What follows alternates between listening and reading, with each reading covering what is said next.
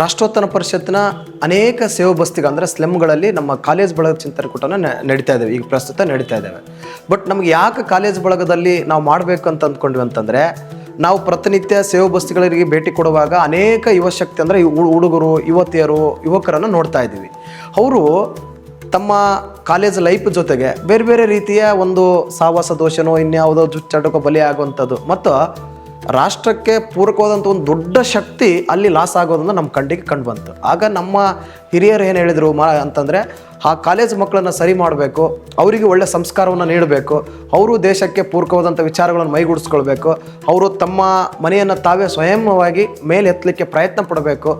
ಇಂಥ ಒಂದು ವಿಚಾರಗಳನ್ನು ಇಟ್ಕೊಂಡು ಕಾಲೇಜ್ ಬಳಗವನ್ನು ಸಂಘಟಿಸಿ ಅಂತ ಹಿರಿಯರು ತಿಳಿಸಿದಾಗ ನಾವು ಅಂದ್ಕೊಂಡ್ವಿ ನಾವೆಲ್ಲ ಸರಿ ಮಾಡೋಣ ಅಂತೇಳಿ. ಮಾಡಬೇಕಾದ್ರೆ ಸೇವಾ ಬಸ್ತಿಯಲ್ಲಿ ಈ ಯುವಕರನ್ನ ಒಟ್ಟಿಗೆ ಸೇರಿಸೋದು, ಅವ್ರಿಗೆ ಒಳ್ಳೆ ವಿಚಾರನ ಹೇಳೋದು ಅಷ್ಟು ಸುಲಭದ ಕೆಲಸ ಅಲ್ಲ.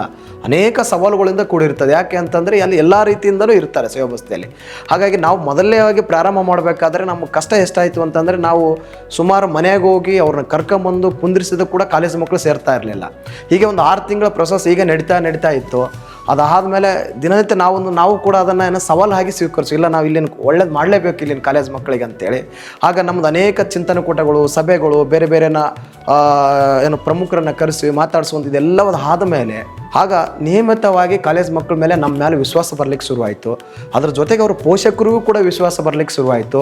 ನಮ್ಮ ಮಗಳು ಇವರ ಚಿಂತನ ಕೂಟಕ್ಕೆ, ಇವ್ರ ಸಭೆಗೆ ಅಥವಾ ಇವ್ರು ನಡೆಸುವಂಥ ತರಬೇತಿಗಳಿಗೆ ಹೋದರೆ ಅವನು ಸರಿ ದಾರಿಯಲ್ಲಿ ಇರ್ತಾನೆ ಅಂತ ಪೋಷಕರಲ್ಲಿ ಭಾಳ ಗಟ್ಟಿಯಾಗಿ ಬೇರೂರುತ್ತೆ ಈ ಅಂಶ. ಇದು ಒಂದು ಬೇರೂರದ ಅಂಶವಾಗಿ ಇವತ್ತು ಅನೇಕ ಚಿಂತನ ಕೂಟಗಳು, ಸಭೆಗಳು ರಚಿಸಲಾಗಿದೆ. ಅಂದರೆ 30ಕ್ಕೂ ಹೆಚ್ಚು ಸೇವಾ ಬಸ್ತಿಗಳಲ್ಲಿ ಪ್ರತಿನಿತ್ಯ ಕಾಲೇಜ್ ಬಳಗದ ಮಕ್ಕಳು ಬೇರೆ ಬೇರೆ ರೀತಿಯ ಕಾರ್ಯಕ್ರಮಗಳು ಜೋಡಿಸ್ಕೊಳ್ತಾ ಇದ್ದಾರೆ. ಅನೇಕ ದೇವಸ್ಥಾನಗಳಲ್ಲಿ, ಅನೇಕ ಬೇರೆ ಬೇರೆ ಧಾರ್ಮಿಕ ಕೇಂದ್ರಗಳಲ್ಲಿ ಇವರು ಸ್ವಯಂ ಸೇವಕರಂತೆ ಕೆಲಸವನ್ನು ಮಾಡ್ತಾ ಇದ್ದಾರೆ ಕಾಲೇಜ್ ಬಳಗ. ಮತ್ತು ಪ್ರತಿ ತಿಂಗಳು ಒಂದು ಕಡೆ ಅಂದರೆ ನಮ್ಮದೇ ಎಲ್ಲೆಲ್ಲಿ ನಮ್ಮ ರಾಷ್ಟ್ರೋತ್ಥಾನ ಕಟ್ಟಡಗಳು ಇದ್ದಾವೋ ಅಲ್ಲಿ ಸೇರ್ತಾರೆ, ಎಲ್ಲೆಲ್ಲಿ ಕಟ್ಟಡಗಳು ಇಲ್ವೋ ಅಲ್ಲಿ ದೇವಸ್ಥಾನ ಮಂದಿರಗಳು ಅಥವಾ ಸಭಾಂಗಣ ಅಥವಾ ಸಮುದಾಯ ಭವನ ಅಥವಾ ಸೇವಾ ಬಸ್ ಇರತಕ್ಕಂಥ ಒಂದು ಮೈದಾನದಲ್ಲಿ ಸೇರ್ತಾರೆ. ಪ್ರತಿ ತಿಂಗಳು ಸೇರಿ ಆ ದೇಶದಲ್ಲಿ ಆಗುವಂಥ ಏನು ಹೊಸ ವಿಚಾರ ಬದಲಾವಣೆಗಳು ಆಗ್ತಾ ಇದ್ವು ಅವೆಲ್ಲವೂ ಮುಕ್ತವಾಗಿ ಚರ್ಚೆ ಮಾಡ್ತಾರೆ. ಒಂಥರ TV ಡಿಬೇಟ್ ಥರ ಅವರಲ್ಲಿ ಸಂವಾದ ರೂಪ ಏರ್ಪಡ್ತವೆ. ಅನೇಕ ಒಳ್ಳೆ ವಿಷಯಗಳನ್ನು ಕಲ್ಕೊತಾರೆ. ನನ್ನ ಹೆಸರು ವಿಘ್ನೇಶ್. ನಾನು ಗಜೇಂದ್ರನಗರ್ ಸೇವಾ ಸಮಿತಿಯಲ್ಲಿದ್ದಿ.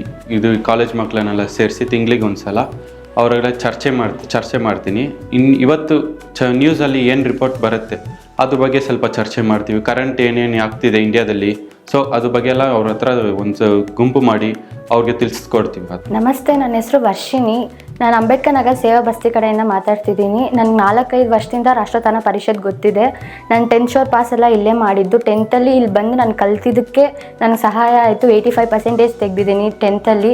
ಅದರಿಂದ ಇನ್ನು ಕಾಲೇಜ್ ಬೆಳಗಕ್ಕೂ ನನ್ನ ಕರೆದಿದ್ರು. ಅದರಿಂದ ತುಂಬ ಇದಾಗಿದೆ, ಮೋಟಿವೇಶನ್, ಇನ್ಸ್ಪಿರೇಷನ್ ಎಲ್ಲ ಆಗಿದೆ. ಅದ್ರಲ್ಲಿ ಕೊಡೋ ಒಂದು ಟಾಪಿಕ್ಕಿಂದ ವಿಕಸಿತ್ ಭಾರತ್ ಅಂತ ಒಂದು ಟಾಪಿಕ್ ಪ್ರೆಸೆಂಟೇಷನ್ ಕೂಡ ಮಾಡಿದ್ದೀನಿ ಇವಾಗ ನಾನು ಕಾಲೇಜಲ್ಲಿ.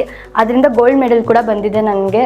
ಇವಾಗ ಅವ್ರು ಕೊಡೋ ಕಾಲೇಜ್ ಬಳಗದಿಂದ ನನಗೆ ಸ್ಕಾಲರ್ಶಿಪ್ ಕೂಡ ಸಿಕ್ಕಿತ್ತು. ಅದರಿಂದ ನಾನು ಫೀಸ್ ಕಟ್ಕೊಂಡು ಇವಾಗ ಓದ್ತಿದ್ದೀನಿ. ಕಾಲೇಜ್ ಬಳಗ ನಾವು ಯಾಕೆ ಈ ಥರ ನಮ್ಮ ಸಕ್ಸಸ್ ಆಯಿತು ಅಂತಂದರೆ, ನಾವು ಅವರಿಗೆ ಕೇವಲ ಕಾಲೇಜಲ್ಲಿ ಕಲಿಸ್ತಾರೋ ಬಿಡ್ತಾರೋ ನಮ್ಗೆ ಗೊತ್ತಿಲ್ಲ. ಆದರೆ ನಾವು ಇಲ್ಲಿ ಬಂದ ಮೇಲೆ ಅವರು ಸ್ಕಿಲ್ ಡೆವಲಪ್ಮೆಂಟ್ ಅಂತ ಅನೇಕ ಪ್ರೋಗ್ರಾಮ್ಗಳನ್ನು ಕೊಡ್ತಾ ಇದ್ದೀವಿ. ಮತ್ತು ಅವರಿಗೆ ಭಾಷಣ ಕಲೆಗಳನ್ನು ಕಲಿಸ್ತಾ ಇದ್ದೀವಿ. ಅವ್ರಿಗೆ ಅನೇಕ ಯೂಟ್ಯೂಬ್ ಚಾನಲ್ಗಳು ಮಾಡೋಂಥ ಕಲಿಸ್ತಾ ಇದ್ದೀವಿ. ಈ ಥರ ಸಮಗ್ರವಾಗಿ ಅವನೇ 4 ಜನಕ್ಕೆ ಉದ್ಯೋಗ ಕೊಡಬೇಕು ಮುಂದೆ ದೊಡ್ಡವನಾದ್ಮೇಲೆ ಅನ್ನೋ ದೃಷ್ಟಿಕೋನ ಇಟ್ಟುಕೊಂಡು ಅವರಿಗೆ ಈ ಥರ ಕಾಲೇಜ್ ಬಳಗದಲ್ಲಿ ಮಕ್ಕಳಿಗೆ ಸೇರಿಸಿ ಅವ್ರನ್ನ ಈ ಥರ ಅನೇಕ ವಿಷಯಗಳನ್ನು ತಿಳಿಸೋದ್ರಿಂದ ಆ ಮಕ್ಕಳಿಗೆ ನಮ್ಮ ಮೇಲೆ ವಿಶ್ವಾಸ.